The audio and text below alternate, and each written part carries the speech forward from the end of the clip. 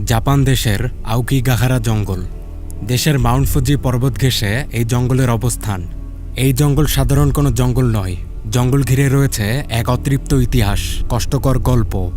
মানুষের মুখে মুখে শোনা যায় ভয়ানক সব লোককথা। এই জঙ্গলকে বলা হয় সুইসাইড ফরেস্ট, অর্থাৎ আত্মহত্যার জঙ্গল। নানা বছর বিভিন্ন পর্যটক শখের বসে এই জঙ্গলে বেড়াতে আসে আর অভিজ্ঞতা নিয়ে যায়। তবে এই অভিজ্ঞতা সবসময় ভালো হয় না। একবার এই জঙ্গলেই এক মেয়ে ঘুরতে এসে হারিয়ে গিয়েছিল। অনেকদিন পর্যন্ত সে নিখোঁজ থাকে। পরে তাকে খুঁজতে আসে তারই বোন, আর শিকার হয় ভয়ানক সব ঘটনার। বোনকে সে খুঁজে পাচ্ছিল না, কিন্তু অন্য অনেক কিছু সে খুঁজে পায়, যেগুলো মোটেও শুভকর ছিল না। এরপর কি হয় এই মেয়েটির সাথে, আর তার বোনই বা কিভাবে এখানে হারিয়ে গিয়েছিল? কেন বলা হয় এই জঙ্গলকে সুইসাইড ফরেস্ট? এই সব কিছু জানার জন্য এর পুরো গল্পটাই আজ বলবো। Hi guys, this is Afnan from Afnan Cottage. গল্পের শুরুটা হয় এই জঙ্গল থেকেই। এখানে একটি মেয়ে দৌড়াচ্ছিল। মনে হয় তাকে কেউ ধাওয়া করছে। মেয়েটা বলছিল, আমি কি কোনোভাবেই বাঁচতে পারবো না, কেউ তো আমাকে বাঁচাও। আসলে এটা ছিল একটা স্বপ্ন, আর এই স্বপ্নটা দেখছিল সারা। এই সারাই হচ্ছে গল্পের প্রধান চরিত্র। সারা বেশ কয়েকদিন ধরে এরকম স্বপ্নগুলো দেখছে। সে কোনো এক ঘন জঙ্গলে, আবার কেউ তাকে ধাওয়া করছে। আসলে বলতে গেলে এই স্বপ্নগুলো দেখা শুরু হয়েছে তখনই, যখন থেকে সারা তার বোনের সাথে যোগাযোগ করতে পারছে না। সারার বোন হচ্ছে জ্যাসি। জ্যাসি জাপানের একটি স্কুলে শিক্ষকতা করে। বেশ কিছুদিন থেকে জ্যাসির ফোন বন্ধ, তার সাথে যোগাযোগ হচ্ছে না। আর তখন থেকেই সারা এই স্বপ্নগুলো দেখে। জ্যাসি তো থাকে জাপানে, কিন্তু সারা থাকে আমেরিকায় তার স্বামীর সাথে। একদিন সারার কাছে পুলিশ থেকে একটা কল আসে। পুলিশ বলে তার বোন জ্যাসি জাপানে নিখোঁজ। তাকে তার স্কুলে এলাকায় কোথাও খুঁজে পাওয়া যাচ্ছে না। এজন্য সারাকে জাপানে আসতে বলা হয়। সারা অনেক বেশি চিন্তায় পড়ে গিয়েছিল, তাই সে দ্রুত জাপানের উদ্দেশ্যে বেরিয়ে পড়ে। পুলিশ তাকে আরও জানিয়েছিল তার বোন নাকি নিখোঁজ হওয়ার আগে আওকিগাহারা নামের একটি জঙ্গলে গিয়েছিল, আর তারপর থেকেই সে উধাও। সারা জাপানের একটি হোটেলে উঠে। সারা ও জ্যাসি দুইজন শুধু বোনই না, বান্ধবীর মতোই ছিল। তারা দুইজনই প্রায় সমবয়সী এবং একই স্কুল ও একই ক্লাসে লেখাপড়া করেছে। তবে গত 2-3 বছরে তাদের মধ্যে নানা বিষয় নিয়ে মনোমালিন্য হয়। আর এরপর তো সারার বিয়ে হয়, আর তারপর থেকে তারা দুইজন একদমই আলাদা। রাতে সারা এই জঙ্গল অর্থাৎ আওকিগাহারা নিয়ে নেটে সার্চ করে। নানা অদ্ভুত অদ্ভুত আর্টিকেল। জঙ্গলটা মোটেও স্বাভাবিক না। এগুলো দেখে সে অস্থির হয়ে গিয়েছিল, তাই সে ঘুমিয়ে পড়ে। মধ্যরাতে সারা বাসার নিচে অর্থাৎ বেসমেন্ট থেকে কিছু বিকট আওয়াজ শুনতে পায়। সে বেসমেন্টে আসে। সেখানে একটি তাঁবু ছিল, ভিতরে আলো জ্বালানো। কেউ তো আছে সেখানে। তাঁবু খুলে দেখা যায় সুন্দর একটি মেয়ে সেখানে বসে আছে।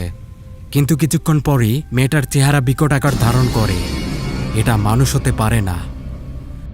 পরদিন সকালবেলা, মানে এগুলো সারা স্বপ্নে দেখছিল। এটা নতুন না, কয়েকদিন থেকে সে এগুলোই দেখছে। সকালেই সারা তার বোনের স্কুলে যায়। যে ক্লাসে জ্যাসি পড়াতো সেটা সে একটু দেখতে আসে। আর তখনই ক্লাসের একটি মেয়ে সারাকে দেখে ভীষণ চিৎকার করে উঠে। মনে হয় সে ভয়ঙ্কর কিছু দেখেছে। অন্য মেয়েগুলো সেখানে ভয় ছিল। পরে প্রিন্সিপাল রুমে মেয়েটাকে ডাকা হয়। তাকে জিজ্ঞেস করা হয় এভাবে সে চিৎকার করছিল কেন। মেয়েটা বলে সে সারাকে দেখে চিৎকার করছিল, কারণ সে অবিকল জ্যাসির মতো দেখতে। একটা বিষয় বলা হয়নি, সারা আর জ্যাসি দুইজনই যমজ বোন। তারা অবিকল একই দেখতে। তবে সারার চুলের রং হচ্ছে সোনালি, আর জ্যাসির চুলের রং হচ্ছে কালো। এটাই হচ্ছে তাদের একমাত্র পার্থক্য। এখন জ্যাসি যেহেতু জঙ্গলে হারিয়ে গিয়েছিল, তাই স্কুলের মেয়েগুলো মনে করে সে আর বেঁচে নেই, সুইসাইড করেছে। আর এর জন্য মেয়েগুলো যখন সারাকে দেখে তখন তারা মনে করে এটা জ্যাসির আত্মা, তাই তারা তখন ভয় পেয়ে উঠেছিল। সারা এখানে প্রিন্সিপালকে জিজ্ঞেস করে, আপনারা আমাকে খুলে বলুন তো জ্যাসি সেখানে কেন গিয়েছিল, আর এই জঙ্গলে গেলেই বা সমস্যাটা কি? প্রিন্সিপাল বলেন সে অনেক বছর আগের কথা। তখন জাপানে যুদ্ধ চলছিল, আর এক শ্রেণীর মানুষ তখন চরম দরিদ্রতার শিকার। তারা এতই গরিব ছিল যে তাদের খাবার কেনার সামর্থ্য পর্যন্ত ছিল না। পেটের ক্ষুধা, ঋণের ভার, এইসব কিছু মেটাতে না পেরে তারা এই জঙ্গলটাতে গিয়ে সুইসাইড করে নেয়। আবার অনেকের বাসার দাদা দাদি বা বয়স্ক আত্মীয় স্বজন যারা ছিল তাদেরকে এই জঙ্গলে গিয়ে রেখে আসা হতো, কারণ তাদেরকে খেতে দেওয়ার মতো অবস্থা সেই সব পরিবারগুলোতে ছিল না। খুবই মর্মান্তিক ব্যাপার। আর এভাবেই নানা মানুষ ওই জঙ্গলটাতে ক্ষুধার জ্বালাতেই মারা গিয়েছে। যেহেতু শত শত মানুষ ওই সময়টায় এই জঙ্গলে গিয়ে ইচ্ছায় বা বাধ্য হয়ে মারা গিয়েছে, তাই এই জঙ্গলটাকে সুইসাইড ফরেস্ট বলা হয়। সারা এখন বুঝতে পারছে এই জঙ্গল নিয়ে কেন মানুষের মধ্যে এত আতঙ্ক। প্রিন্সিপাল আরও বলেন, আউকিগাহরা অনেক প্রাচীন বন, ইতিহাসে এটার উল্লেখ আছে। তাই আপনার বোন অর্থাৎ জেসি এই জঙ্গলটা দেখতে যায়, কিন্তু আমরা মনে করি এই জঙ্গলটা অভিশপ্ত, আর জেসি সেখান থেকে ওই দিন ফিরে আসেনি। আপনি দয়া করে জেসির রুমটা একটু দেখুন, তাহলে বুঝতে পারবেন আমরা কেন এসব বলছি। সারা জেসির রুমে যায়। এখানে সে বেশ কিছু মেডিসিন দেখতে পায় যেগুলো ডিপ্রেশনের জন্য ছিল। মানে তাহলে জেসি ওই জঙ্গলে গিয়ে সুইসাইড করতে পারে, কারণ ডিপ্রেশনে থাকা মানুষগুলোই তো এরকমই কাণ্ড ঘটায়। জেসির রুমে জঙ্গলের টিকিট, ম্যাপ সবই ছিল। তাই সারা সিদ্ধান্ত নেয় সেও এই জঙ্গলেই যাবে, আর সেখানে গিয়ে জেসিকে খুঁজবে। তার মন বলছে এখনও সে বেঁচে আছে। এই আউকিগাহরা জঙ্গলটি ছিল জাপানের মাউন্ট ফুজি পাহাড়ের পাশেই। ট্রেনে করে দ্রুত এই জায়গায় যাওয়া যায়। মাউন্ট ফুজিতে আসার পর সারা একটি হোটেলে উঠে। হোটেল ম্যানেজারকে জিজ্ঞেস করা হয় তার মতো দেখতে, অর্থাৎ তার বোন জেসি এখানে কখনো এসেছিল কিনা।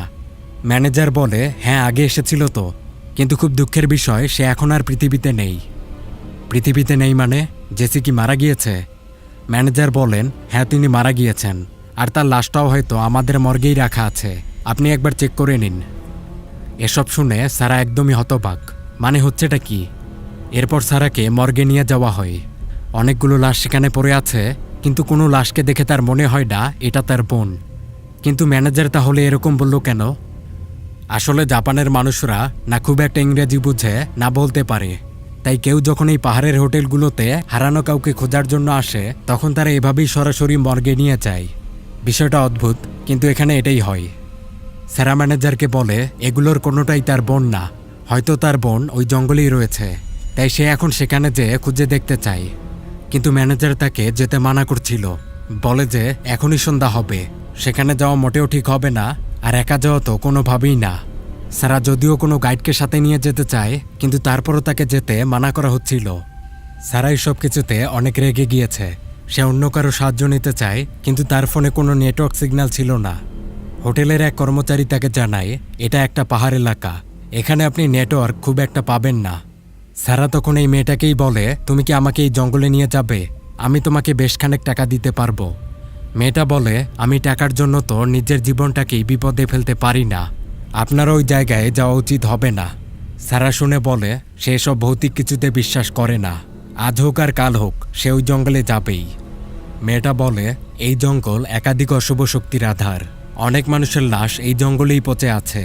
এই জঙ্গল আপনাকে আপনার মাধ্যমেই বোকা বানাবে, এই জঙ্গল আপনার আবেগ নিয়ে খেলবে। সারা, আপনি যে জিনিসটাকে ভয় পান বা আপনার জীবনে যা দুঃখ কষ্ট রয়েছে, এই জঙ্গল সেটাই আপনার সামনে নিয়ে আসবে, আপনাকে তার মাধ্যমে ভয় দেখাবে, আপনাকে মরতে বাধ্য করবে। এইসব শুনে সারা অনেক বিরক্ত হয়ে গিয়েছিল। সে আর এগুলো শুনতে চায় না, তাই সে সেখান থেকে চলে যায়। রাতে সারা একটি হোটেলে খেতে আসে। এখানে তার সাথে পরিচয় হয় এইডেন নামের এক ব্যক্তির। এইডেন ছিল একজন সাংবাদিক, আর এবার সে এই জঙ্গল অর্থাৎ আউকিগাহারের উপরই একটা প্রতিবেদন লিখবে, এজন্যই সে এখানে এসেছে। তার সাথে গার্ড রয়েছে, জঙ্গলে যাওয়ার অনুমতিও রয়েছে। এটা শুনেই সারা তার সাথে যেতে চায়, এটাই সবথেকে ভালো উপায় হবে। এইডেন তাকে তার সাথে নিতে চায়, তবে এখানে একটা শর্ত আছে, তা হলো সারা আর জ্যাসি তো দুইজন যমজ বোন, আর যমজদের মধ্যে নাকি একটা অন্যরকম টান থাকে। এই টানটা কীরকম আর এটা নিয়ে কোনো ঘটনা আছে কিনা এগুলো এইডেন জানতে চায়। সারা এগুলো বলবে আর এইডেন তা রেকর্ড করে রাখবে, এটা দিয়ে সে পরে অন্য কোনো একটা আর্টিকেল লিখে ফেলতে পারবে। এটাই হচ্ছে শর্ত। সারা বলে এরকম তাদের মধ্যেও হয়, একজন সমস্যায় থাকলে অন্যজন যে প্রান্তেই থাকুক না কেন তা বুঝতে পারে। এইডেন সারাকে তার বাবা মার কথাও জিজ্ঞেস করে। সারা বলে তার বাবা মা বেঁচে নেই, তাদের বয়স যখন 8 বছর ছিল তখনই তাদের বাবা মা মারা গিয়েছে, আর তাদের মৃত্যুটা মোটেও ভালো ছিল না। মৃত্যুর ওই দিনে সারা ও জ্যাসি তাদের দাদির সাথে টিভি দেখছিল। একটা সময় বেসমেন্ট থেকে একটা বিকট শব্দ আসে। বেসমেন্টে গেলে দেখা যায় সারাদের বাবা তাদের মাকে গুলি করে মেরে ফেলেছে। এরপর তিনি নিজের উপরও গুলি চালান, আত্মহত্যা করেন। সারাদের অতীত মোটেও ভালো ছিল না, তাদের বাবা মার সম্পর্কে অনেক টানাপোড়েন চলছিল, আর তাদের বাবা ছিল প্রচণ্ড বদমেজাজি। তিনি নিজেও মারা যান আর তার স্ত্রীকেও হত্যা করেন। এই ঘটনা শুনে এইডেনের খুব খারাপ লাগে। সে বুঝতে পারে সারা ও জেসি অনেক কষ্ট নিয়ে বড় হয়েছে। সারা সেখানকারই একটি হোটেলে উঠেছিল। রাতে সে ঘুমাতে আসে, তবে তার দুঃস্বপ্ন তো তার পিছু ছাড়ছেই না। আজ রাতেও সে একটা দুঃস্বপ্ন দেখে। সে দেখে যে হোটেলের রুমের দূর থেকে একটা অনেক বয়স্ক মহিলা কেঁপে কেঁপে হেঁটে আসে। তার চেহারা বেশ ভীতিকর। সে এসেই সারাকে আঁকড়ে ধরে। সারা অনেক ভয় পেয়ে গিয়েছিল, তবে গার্ডরা এসে সারাকে ছাড়িয়ে নেয়। জানা গেল এই বৃদ্ধের বয়স 100 বছরেরও বেশি, তাই তাকে এরকম দেখাচ্ছে। তবে সত্যি বলতে এরকম কোনো মহিলাই তো নেই। এটা তো একটা দুঃস্বপ্ন। সকাল হয়ে গেছে, আর আজকেই সারা এইডেনের সাথে ওই জঙ্গলটাতে যাবে। সকালের নাস্তায় সারার সাথে অন্য এক লোকের পরিচয় হয়। তার নাম মিচি। তিনি জাপানেরই লোক, আর এখানে এইডেনের গাইড হিসেবে কাজ করবে। মানে আর কি ওই জঙ্গলটাতে সেই তাদেরকে নিয়ে যাবে। সে জঙ্গল সম্পর্কে সবই জানে, কিভাবে কোথায় যেতে হয়। মিচি সারাকে বলে, আমি এইডেনের কাছে আপনার সম্পর্কে শুনলাম। আমার মতে আপনার না যাওয়াই ভালো হবে। আমরাই আপনার বোনকে খুঁজে দেখব। সারা বলে, না, আমার বোন, আমি তো যাবই। তখন মিচি তাকে জানায়, এই জঙ্গল মানুষের খারাপ স্মৃতি, অতীতের কষ্ট, এগুলো দিয়ে মানুষকে ভয় দেখায়। আপনার অতীত কিন্তু মোটেও ভালো না। আপনার অনেক সমস্যা হতে পারে। সারা এগুলো কিছুই শুনে না। সে বের হওয়ার জন্য প্রস্তুত। কিছু পরেই তারা সবাই আউকিগাহারা জঙ্গলে চলে আসে। জঙ্গলের পরিবেশ দেখলেই কেন জানি মনে হয় অনেক কষ্ট ব্যথা এখানে লুকিয়ে আছে। পরিবেশ ভীতিকর। এইডেন একটা সময় তার কম্পাস বের করে। দেখা যায় কম্পাসটা খুবই দ্রুত ঘুরছে। এটা বেশ অদ্ভুত। তাহলে এখানে আর দিক নির্ণয় করা যাবে না। এ সময় মিচি বলে, এই জঙ্গলের সবকিছুই অদ্ভুত। আমাদের চলার পথে আমরা অদ্ভুত কিছু দেখতে পারি। তাই আগেই বলে দেই, এগুলোতে ভয় পাওয়া যাবে না। কেউ পিছন থেকে ডাকলে ফিরে তাকানো যাবে না। আমরা যে কাজে এসেছি তা দ্রুত করে এখান থেকে চলে যাব। মনে রাখতে হবে, এখানে আমরা বেশিরভাগ যাই দেখব, এগুলোর বাস্তব না হওয়ার সম্ভাবনাই বেশি। এই কম্পাসটাতে আমরা যা দেখছি এটাও সত্যি না হতে পারে। এরপর তারা তিনজন জঙ্গলের নানা জায়গায় ঘুরে বেড়ায়। ভালো করে তারা সবকিছু লক্ষ্য করছিল। শুরু থেকেই সারার মনে হয় সে কিছু অদ্ভুত আওয়াজ শুনতে পাচ্ছে। কেউ হয়তো দূরে বসে কাঁদছে, মনে হয় কোনো বাচ্চা কান্না করছে, এরকম নানা ধারণা। একটা সময় মিচি একটা লোককে দেখতে পায় এখানে। সে তাঁবু নিয়ে এখানে এসেছে। মিচি তাকে এখান থেকে যেতে বলে, কিন্তু লোকটা কোনো মতেই যাবে না। এটা দেখে একটা ব্যাপার জানা যায়, এই জঙ্গলে অবৈধ পথে মানুষের যাতায়াতও রয়েছে। এইডেনরা আরও কিছু দূর এগিয়ে যায়। তারা এবার দেখে কয়েকটা গাছ বরাবর কিছু রশি বাঁধা রয়েছে। মিচি বলে, এগুলো মানুষের পথের চিহ্ন। আগে যারা এসেছিল তারা যাতে পথ ভুলে না যায় তাই এগুলো করে রেখেছে। আর এখানেই সারা একটা গাছের মধ্যে একটা লাশকে ঝুলে থাকতে দেখতে পায়। সারা অনেক ভয় পেয়ে গিয়েছিল। লাশটাকে দেখে মনে হয় খুব বেশি পুরনো হবে না। এইডেনরা লাশটাকে নামায়। এটা পুলিশের ফরেস্ট ডিপার্টমেন্টে পাঠাতে হবে। সারা এসব দেখে বুঝতে পারে আসলেই তাহলে এখানে মানুষ সুইসাইড করত, এবং এখনই এরকম হচ্ছে। এরপর সারারা আরও কিছু দূরে এগিয়ে যায়। পথের ফাঁকে ফাঁকে হঠাৎ বাতাস বয়ে যেতে দেখা যায়। ঠান্ডা বাতাসে গা হিম করে ফেলে। এখানে তাদের আসার প্রায় 5 ঘন্টা হয়ে গেছে। এখন সময় বিকাল। জঙ্গলে দ্রুত রাত হয়, তাই আর বেশিক্ষণ থাকা যাবে না। তারা বেরোবে, আর এই সময় দেখা যায় জেসির তাঁবু এক জায়গায় রাখা। মানে তাহলে জেসি এখানে এসেছিল, তবে তার তাঁবুটা ফাঁকা। জেসি সেখানে নেই। জেসির এই তাঁবুটাই সারা স্বপ্নে বারবার দেখত। সারা বলে, জেসি বেঁচে আছে, সেখানেই হয়তো আশেপাশে রয়েছে।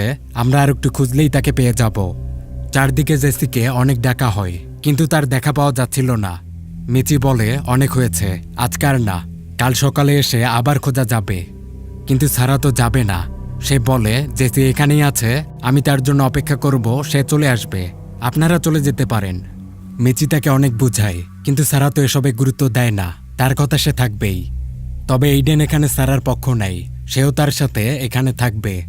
পরে মিচি চলে যায়, তারা থাকে। কিছুক্ষণের মধ্যেই জঙ্গলে সন্ধ্যা হয়ে গেল। এজন্য তারা আগুনের ব্যবস্থা করে। তারা বসে গল্প করছিল। এ সময় এইডেন জিজ্ঞেস করে, আচ্ছা সারা, তোমার কেন মনে হয় যে জেসি এখনো বেঁচে আছে? সারা বলে, তোমাকে তো আমি আগেই বলেছি, আমাদের যমজদের মধ্যে অন্যরকম একটা টান থাকে, আর আমার মন বলছে সে বেঁচে আছে, তাই তার বেঁচে থাকার সম্ভাবনাটাই বেশি। সারা তার বোনের রুম থেকে একটা বই এনেছিল, সেটা পড়তে পড়তেই সে ঘুমিয়ে পড়ে। কিন্তু একটা সময় সারার ঘুম ভেঙে গিয়েছিল। তার মনে হয় তাঁবুর বাইরে কিছু একটা রয়েছে। কেউ হয়তো বাইরে বসে কান্না করছে। সারা তাঁবু থেকে বের হয়ে দেখে কেউ নেই, কিন্তু চোখের পলক ফেলতেই 3 জন বৃদ্ধ মহিলাকে সেখানে দেখা যায়। তারা সাদা কাপড়ে ছিল। এরা আর যাই হোক মানুষ হতে পারে না। হঠাৎ তারা সারার উপর হামলা করে বসে, কিন্তু এটাও সারার স্বপ্নই ছিল। সারা আর ঘুমাবে না, তাই সে এইডেনের সাথে কথা বলতে আসে, কিন্তু এইডেন তো ঘুমিয়েছিল। তাই সারা ফিরে যাবে, আর তখনই জঙ্গলের দূর থেকে কোনো মেয়ের ডাক শুনতে পাওয়া যায়। সারা একটু এগিয়ে যেয়ে দেখে আসলে ঘটনাটা কি। দেখা যায় এই মেয়েটা হচ্ছে স্কুলের ওই মেয়েটা যে আর কি সারাকে দেখে ওই দিন চিৎকার করেছিল। সারা বলে, তুমি এই জঙ্গলে এত রাতে কি করছো? মেয়েটা বলে, আপনার বোন আমার খুবই প্রিয় শিক্ষক ছিলেন, তাই আমিও তাকে খুঁজতে এসেছি। সারার এই কথাগুলো অদ্ভুত লাগছিল। মেয়েটা আরও বলে, আপনার বোন অনেক বিপদে রয়েছে এবং সে আপনার আশেপাশেই আছে, কিন্তু আপনার কাছে আসবে না। কারণ হচ্ছে ওই লোকটা যে আপনার সাথে এখন আছে, ওই লোকটা খুবই খারাপ, ওনার কাছ থেকে দূরে থাকুন। সারা এগুলো বিশ্বাস করছিল না, কিন্তু ওই মেয়েটা বলে, আপনার এই জঙ্গলে আসার আগে আপনার বোনের সাথেও ওই লোকটা এই জঙ্গলে এসেছিল, তাই সাবধান। এরপর মেয়েটা পালিয়ে যায়। সারা তার পিছু নিয়েছিল, কিন্তু একটা জায়গায় সে পড়ে গিয়ে হাতে ব্যথা পায়। সারার চিৎকার শুনে এইডেন সেখানে এসেছিল। এইডেন জিজ্ঞেস করে সারা এখানে কি করছে, কিন্তু সারা ওই মেয়েটার কথা বলে না। যাই হোক, ভোর হয়ে গেছে। এইডেন বলে তাদের এখন যাওয়া উচিত। পুরো 1 রাত পার হয়ে গেছে, কিন্তু জ্যাসিকে পাওয়া যায়নি। এইডেন একটা চিঠি লিখে জ্যাসির তাঁবুতে রেখে দিতে চায়। যদি জ্যাসি ফিরে আসে তাহলে এটা দেখতে পারবে। এরপর তারা এগোতে থাকে, তারা জঙ্গল থেকে বের হয়ে যাবে। কিন্তু একটা সময় সারা দেখে জঙ্গলের পাশ দিয়ে একটা ঝর্ণা বয়ে গেছে। ঝর্ণাতে একটা লাশও রয়েছে, কিন্তু ঝর্ণার স্রোত যেদিকে যাচ্ছে তারা তার ঠিক উল্টো দিকে হেঁটে চলেছে। সারার মনে হয় তারা জঙ্গল থেকে বের হওয়ার পথে হাঁটছে না, তারা বরঞ্চ জঙ্গলের আরও ভিতরে যাচ্ছে। কিন্তু এইডেন তো বলেছিল সে বেরোনোর পথ জানে, আর এটাই নাকি বের হওয়ার পথ। কিন্তু এটা যদি বেরোনোর পথ না হয়ে থাকে তাহলে তো এইডেন মিথ্যা বলছে। সারা এইডেনকে সন্দেহ করা শুরু করে। একটা সময় সারা থেমে যায়। এইডেনকে বলে, তুমি জ্যাসিকে চিনো? এইডেন বলে, না, আমি কিভাবে চিনব? সারা তখন এইডেনের ফোনটা চায়। প্রথমে যদিও এইডেন ফোন দিতে চায় না, কিন্তু সারা জোর করে নেয়। ফোনে দেখা গেল সেখানে জ্যাসির ছবি রয়েছে। এটা দেখে তো সারা একদমই হতবাক। এর মানে এইডেন জ্যাসিকে চিনত। এইডেনকে এই বিষয়ে জিজ্ঞেস করা হলে এইডেন বেশ ক্ষেপে যায়। সে বলে এটা অন্য মেয়ের ছবি। সে তার কাছ থেকে ফোনটা কেড়ে নেয়। সারা অনেক ভয় পেয়ে গিয়েছিল, তাই সে দ্রুত সেখান থেকে পালাতে থাকে। এইডেন সারাকে বলছিল, তুমি একা যেও না, অনেক বিপদে পড়বে। কিন্তু সারা তো বুঝে গিয়েছে এইডেন কোনো সুবিধার লোক না, তাই সে দ্রুত পালাতে থাকে। এদিকে মিচি জঙ্গলে চলে এসেছিল, কিন্তু তাঁবুতে কাউকে পাওয়া যায় না। সেও বেশ চিন্তায় পড়ে যায়, তাই সে পুলিশের ফরেস্ট ডিপার্টমেন্টের সবাইকে ডেকে নিয়ে আসে। পুলিশরা সবাই মিলে এখন সারাদেরকে খুঁজবে। অন্যদিকে সারা জঙ্গলের এক জায়গায় কিছু বই ও রশি খুঁজে পায়। রশি দিয়ে সে চারদিকে বাঁধতে থাকে, যাতে কেউ এলে যেন বুঝতে পারে এখানে কোনো মানুষ হারিয়ে গিয়েছে। সারা রশি বাঁধছিল, কিন্তু পিছন থেকে নানা মানুষের নানা ডাক শোনা যায়। এক একজন এক একভাবে ডাকছিল। মনে হয় সবাই সারাকে চিনে, সারার সম্পর্কে জানে। সারা এবার বুঝতে পারে এই জঙ্গলকে নিয়ে যা লোককথা রয়েছে তা আসলেই সত্য। এই জঙ্গল তাকে বোকা বানাচ্ছে। একটা সময় সারার পিছনে একটা লাশকে ঝুলে থাকতে দেখা যায়।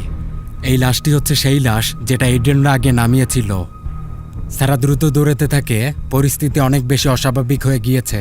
তবে একটা জায়গায় বিশাল গর্ত ছিল, আর সেখানে সারা পড়ে যায়। সারা পায়ে ভালো আঘাত পেয়েছিল। সারা কোনোভাবে উঠে চারদিকটা দেখে। সামনে একটা গুহা রয়েছে। সে ওই দিকটাতে এগিয়ে যায়। গুহার ভিতরে কিছুক্ষণ হাঁটার পর এখানে আবার সেই মেয়েটাকে দেখতে পাওয়া যায়।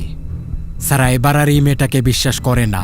সারা চলে যাবে, কিন্তু এই মেয়েটা বলে এই গুহাতেই তোমার বোন রয়েছে, একবার দেখে তো যাও। সারা তারপরও তার কথা শুনতে চায় না, কিন্তু দূর থেকে জ্যাসির কান্নার আওয়াজ পাওয়া যায়। জ্যাসি তাকে কেঁদে কেঁদে ডাকছিল। সারা কিছু দূর এগিয়ে যায়, আর একটা সময় স্কুলের এই মেয়েটার চেহারা বিকৃত হয়ে যায়। সারা দ্রুত সেখান থেকে পালাতে থাকে।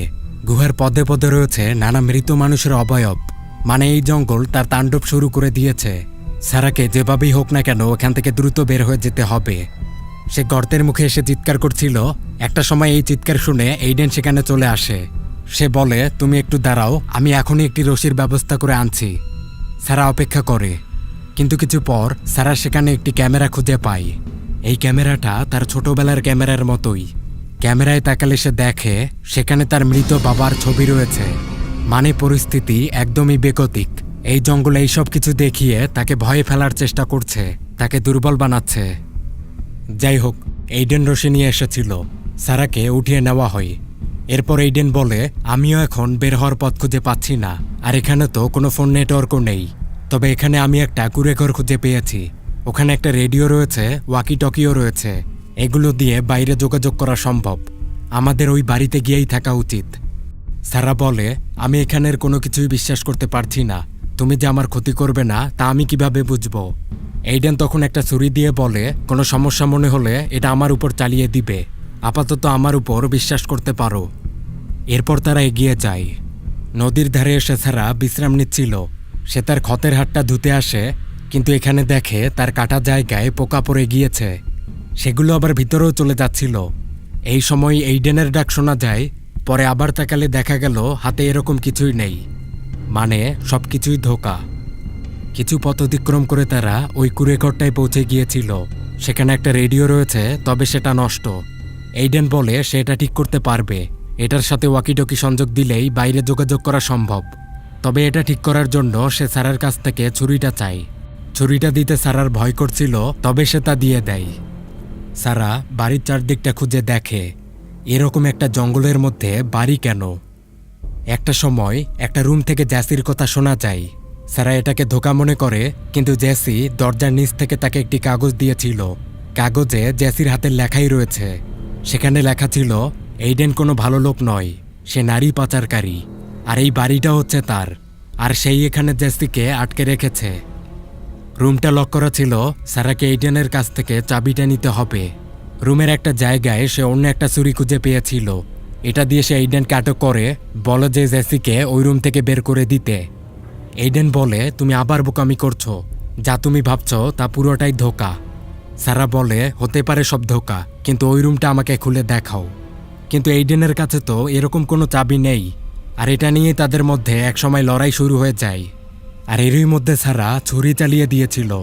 এতে এইডেনের বুক বরাবর ছুরি ঢুকে গিয়ে সে মারা যায়। তবে মরে যাওয়ার আগে সে বলে যায়, সারা তুমি নিজেকে সামলাও, তুমি আর তোমার কন্ট্রোলে নেই। এরপর দেখা যায় ওই রুমটা একা একাই খুলে গিয়েছে। সেখান থেকে আলো বেরোচ্ছিল। দরজাটা সরালে দেখা যায় ওই দিনের ঘটনা, যে দিনটাতে সারার বাবা মার মৃত্যু হয়েছিল। ওখানে সারাদের ছোটবেলা দেখানো হয়। তার বাবা মার লাশ সেখানে পড়ে আছে। সেখানে বাচ্চাকালের জ্যাসি রয়েছে। সারা এসে জ্যাসিকে ধরে নেয়, বলে যে এগুলো দেখা যাবে না, চলো আমরা এই জঙ্গল থেকে বের হয়ে যাব। সারা এক ঘরে পড়ে গেছে। সে আর স্বাভাবিক নেই, সেই জঙ্গলের শিকার। একটা সময় সারার বাবার লাশটা উঠে আসে। সে এসে সারার উপর হামলা চালায়। সারা অনেক চিৎকার করছিল। অন্যদিকে এই চিৎকার শুনতে পায় জ্যাসি। মানে তাহলে জ্যাসি এই জঙ্গলেই রয়েছে এবং জীবিতও আছে। সে আসলে এই জঙ্গলে এসে হারিয়ে গিয়েছিল। সে সুইসাইড করতে এখানে আসেনি। জ্যাসি উঠে দৌড়াতে থাকে। সে জানতো এগুলো সব জঙ্গলেরই ধোঁকা, তাই সে যেদিকে চিৎকার শুনছিল তার ঠিক বিপরীতে দৌড়াতে থাকে। এবং একটা সময় সে পুলিশের দেখাও পেয়ে যায়। পুলিশরা তো তাদেরকেই খুঁজছিল। পুলিশের সাথে সারার স্বামীও এসেছে। সে জিজ্ঞেস করে, সারা কোথায়? জ্যাসি বলে, সারাও কি এখানে এসেছে? আমি কিছুক্ষণ আগে একটা চিৎকার শুনতে পেয়েছি, তবে গলাটা আমি বুঝতে পারিনি। আর এদিকে দেখা যায় সারাকে তার বাবার লাশটা ধরে রেখেছে। সারা লাশটার হাত কেটে দেয়, আর তারপর সে দ্রুত সেই বাড়িটা থেকে বেরিয়ে আসে। কিছু দূর দৌড়ানোর পর সে আবার ওই মেয়েটাকে দেখতে পায়। মেয়েটা বলে, আর দৌড়িয়ে লাভ নেই, তুমি আর এই জঙ্গল থেকে বের হতে পারবে না। তুমি এখন আমাদের মতোই একজন। তুমি তোমার হাতটা দেখো। সারা তার হাতে দেখে। দেখা যায় তার ব্যান্ডেজ খুলে ফেলা হয়েছে। ব্যাপক রক্ত বের হয়ে গেছে সেখান থেকে। সে ভাবে আসলে হয়েছেটা কি। এখন তার মনে পড়ে ওই রুমে আসলে কেউই ছিল না। তার বাবার লাশটাও ছিল না। সে ধোঁকায় পড়ে তার ক্ষত হাতটা আরও কেটে ফেলেছে। আর অনেক বেশি রক্তক্ষরণ হয়ে সে সেখানেই মারা যায়। বলতে গেলে সে অজান্তেই সুইসাইড করে ফেলেছে। সে এখন আর মানুষ নয়, সে স্পিরিট বা আত্মা। এটাই তো জঙ্গলের কাজ। মাটি থেকে অনেকগুলো হাত বেরিয়ে আসে, সারার আত্মাটাকে ভিতরে নিয়ে চলে যায়। অন্যদিকে জ্যাসি বলছিল, আমাদের জঙ্গলের ভিতরটা ঘুরে দেখা উচিত, সারা হয়তো ভিতরেই রয়েছে। কিন্তু পুলিশরা বলে এই রাতে আর খোঁজা যাবে না, কাল এসে তারা দেখবে। সবাই চলে যায়। মিচিও চলে যাবে, কিন্তু যাওয়ার আগে সে পিছন থেকে একটা ডাক শুনতে পায়। পিছনে তাকালে দেখা যায় সেখানে সারার আত্মাটা দাঁড়িয়ে আছে। এই জঙ্গল মৃত মানুষের আধার। সে মানুষদেরকে ধোঁকা দেয় যাতে মানুষটা নিজেই নিজেকে মেরে ফেলতে পারে। Never, never, never, never, never, never.